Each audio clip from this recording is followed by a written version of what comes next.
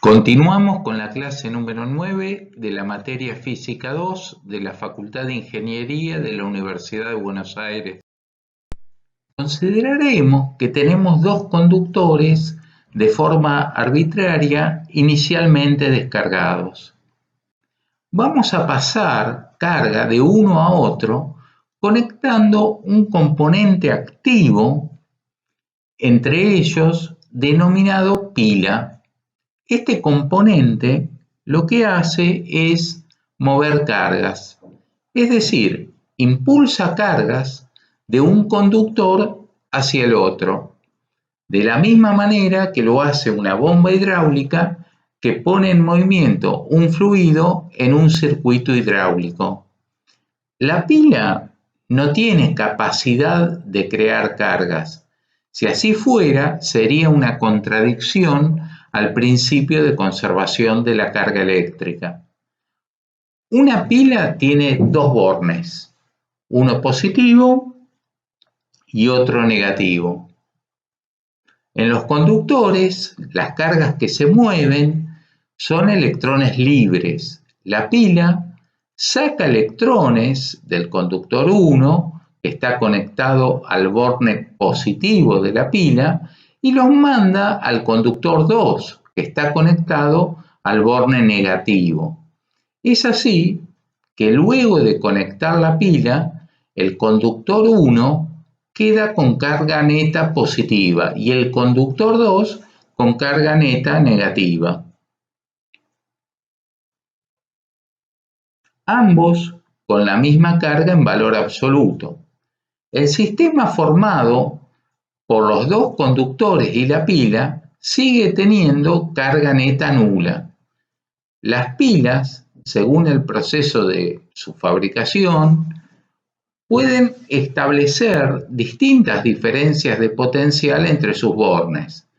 Las pilas comunes, las que compramos en un kiosco, como las de la figura, establecen una diferencia de potencial de 1,5 volt entre sus bornes.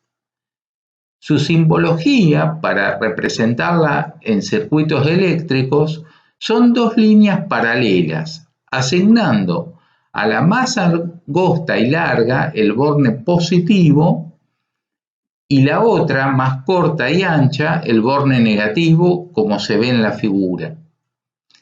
Ahora bien, las cargas acumuladas en los conductores son fuentes de campo eléctrico. La configuración de las líneas de campo, es decir, la forma que tienen en el espacio las líneas de campo, es independiente de la cantidad de cargas. Depende de la geometría de los conductores, de la forma de los conductores. La intensidad del campo es proporcional a la magnitud de las cargas. Por lo tanto, la diferencia de potencial entre los conductores impuesta por la pila es directamente proporcional a las cargas. Definimos así lo que se denomina capacidad eléctrica C entre los dos conductores como el cociente entre la carga y la diferencia de potencial en valor absoluto. Esta carga es la carga neta que tiene cada conductor. La unidad de capacidad eléctrica es el Faraday. La capacidad es independiente del valor de la carga, depende de la forma o geometría de los conductores y del o los materiales que pudiera haber entre ambos. Hay componentes que se utilizan en circuitos eléctricos que se denominan capacitores, como se verá más adelante, y quedan caracterizados por su capacidad eléctrica. Como mínimo, estos componentes tienen dos placas.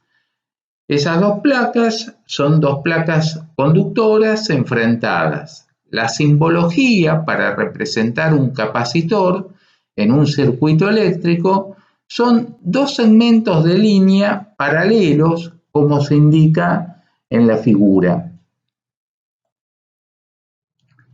El cómputo de la capacidad para un par arbitrario de conductores en general suele ser complicado. Por el contrario, en algunos casos simples, conocemos de antemano la configuración de campo y el cómputo se simplifica mucho. El método es el siguiente. Primero, suponemos que como resultado de conectar la pila, uno de los objetos tiene carga Q y el otro menos Q. A partir de esto, calculamos el campo eléctrico correspondiente. A la diferencia de potencial que impone la pila entre ambos conductores, la igualamos a la circulación del campo eléctrico entre ambos conductores. Esta diferencia de potencial es directamente proporcional a la carga. Aplicando la definición de capacidad, obtenemos el resultado y vemos que la capacidad es independiente de la carga. Veremos cómo se calcula el trabajo necesario para cargar un capacitor. El agente que transporta las cargas de una placa a la otra es la pila y realiza trabajo. En determinado instante, mientras la pila pasa cargas de un conductor a otro, la cantidad de carga acumulada es Q. La pila realiza un diferencial de trabajo para pasar un diferencial de carga de una placa a la otra. Si la carga del conductor es Q, entonces la diferencia de potencial entre sus placas es Q dividido la capacidad. Para agregar un diferencial de carga, la pila debe realizar un diferencial de trabajo que vale la diferencia de potencial entre las placas impuesta por la pila por el diferencial de carga. Integrando el diferencial de trabajo, observamos que se obtiene el trabajo total realizado por la pila para cargar el capacitor. Este trabajo vale 1/2 por la capacidad por la diferencia de potencial impuesta por la pila elevado al cuadrado. Este trabajo realizado por la pila se acumula como energía de campo eléctrico en el capacitor. Luego, esta energía puede ser recuperada en un uso posterior. Un símil mecánico a esta situación es el trabajo que se realiza para comprimir un resorte.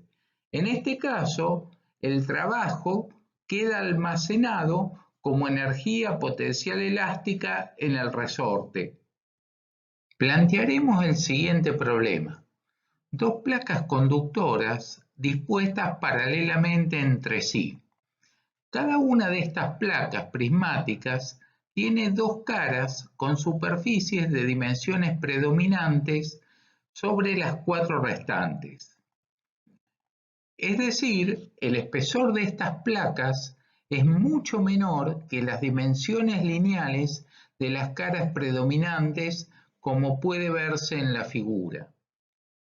Ambos conductores están separados una distancia d, también mucho menor que las dimensiones lineales de las superficies más grandes de estas placas. En estas placas conductoras se colocan cargas Q1 y Q2 y queremos averiguar cómo se distribuyen. Sabemos que las cargas van hacia las superficies. En nuestro modelo de resolución diremos que despreciamos la cantidad de carga que se aloja en las 4 superficies más pequeñas, o sea, solo tendremos cargas en las 2 superficies mayores. Como tenemos 2 placas, consideraremos 4 superficies cargadas en total, 2 por cada conductor. Las cargas van a estar distribuidas uniformemente, excepto muy cerca de los bordes de las placas, pero despreciaremos este efecto en los bordes.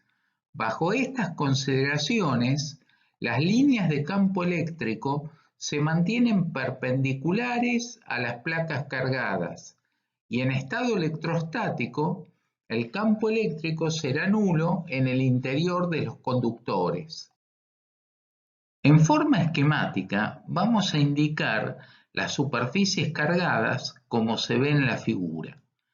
A cada superficie cargada le vamos a asignar una densidad superficial de carga uniforme a las que llamaremos sigma 1, sigma 2, sigma 3 y sigma 4. Teniendo en cuenta el principio de superposición, llamaremos E1 al campo eléctrico producido por la distribución superficial de cargas sigma 1, como si las demás cargas no estuviesen. Esta consideración la repetimos para cada una de las tres distribuciones de carga restantes, y a los respectivos campos eléctricos producidos por ellas los llamaremos E2, E3 y E4. Si bien las densidades de carga pueden tener cualquier signo, al solo efecto de dibujar el sentido de los campos eléctricos, las estamos considerando como si fuesen positivas. Para la resolución del problema, tendremos en cuenta que el campo eléctrico en el interior de los conductores es nulo. Si aplicamos el principio de superposición, podemos escribir las ecuaciones 1 y 2 en ambos conductores.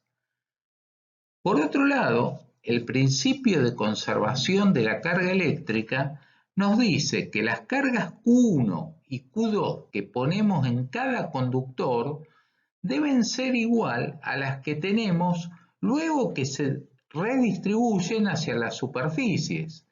Este concepto nos permite plantear las ecuaciones 3 y 4. Con las ecuaciones anteriores armamos un sistema de 4 ecuaciones con 4 incógnitas, en donde las incógnitas son las densidades superficiales de carga. Resolviendo el sistema, podemos ver que las superficies enfrentadas tienen cargas opuestas y en las otras dos superficies las cargas son iguales. En particular, si las cargas Q1 y Q2 son opuestas, la totalidad de la carga en cada conductor va hacia las superficies interiores, entendiéndose por superficies interiores las que están enfrentadas. A este caso particular analizado lo vamos a utilizar para calcular la capacidad de un capacitor de placas planas. Calcularemos la capacidad de un capacitor formado por dos placas paralelas conductoras como las que vimos en el ejemplo anterior. Las hipótesis geométricas utilizadas en el ejemplo anterior siguen siendo válidas. Conectamos una pila entre los dos conductores que manda carga de un conductor a otro. Estas cargas son opuestas. Como vimos en el ejemplo anterior, las cargas se ubican en las superficies enfrentadas. Debido a la geometría del problema, las cargas se reparten uniformemente en las superficies. Las líneas de campo eléctrico quedan perpendiculares a las caras de los conductores, excepto cerca de los bordes, pero como dijimos anteriormente, despreciamos esos efectos de borde. Aplicamos la ley de Gauss para calcular el campo eléctrico entre las dos placas conductoras y vemos que el campo eléctrico es directamente proporcional a la carga, tal como habíamos mencionado al principio de este tema en forma genérica. Circulando con el campo eléctrico entre las dos placas, obtenemos la diferencia de potencial que también es directamente proporcional a la carga en las placas.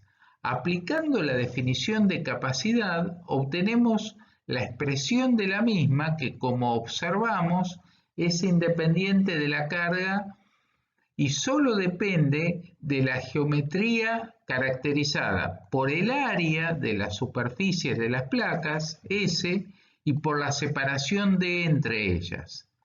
También depende del medio que hay entre los conductores. En este caso, el medio es el vacío y observamos que la capacidad depende de la permitividad del vacío.